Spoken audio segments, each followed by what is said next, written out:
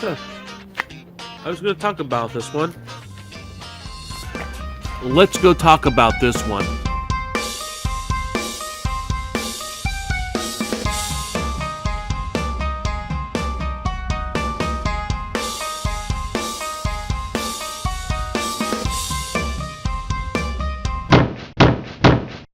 Welcome to Matt Reviews Books, and I am your host, Matt. This is a book review channel dedicated to older books, and graphic novels. And if that sounds like a good idea and a good time to you, just hit subscribe and maybe comment, like the video. This week we are talking about Nailbiter, Volume 2. This is the second one, the sequel, Volume 2. Not even the sequel, but the second part of the Nailbiter series. Joshua Williamson story, Mike Henderson art. If you remember, I don't remember what it was. I'll put the link here. I'll go find it.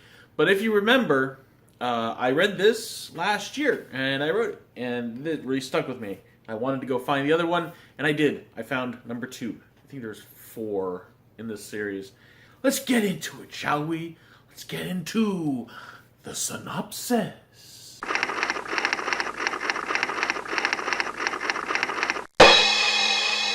So, this is Volume 2, Nailbiter. Basically, there is this town in Oregon, Buckaroo, Oregon, that is home to serial killers. Just serial killers are born there. All sorts of serial killers. And they all have names. And they're in this particular world, there is this whole reality of fandom of serial killers. We do have it. It does happen. But in this book, it's taken to a whole new level.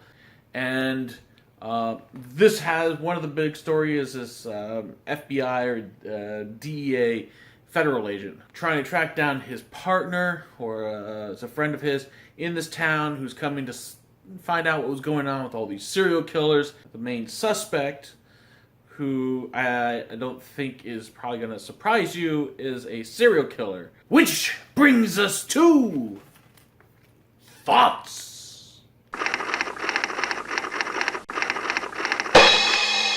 Again, the art is just eye-catching. The storyline, it's got this, it feels much more like a novel, like a crime novel or a thriller novel, than it does actually a graphic novel. And so that combination of this strong story and these amazing illustrations, it's a wonderful experience. This one actually is like, there's like a pregnant girl or pregnant woman who wants to come to Buckaroo so her baby could be born as a serial killer and she'll be famous as the mother of a serial killer.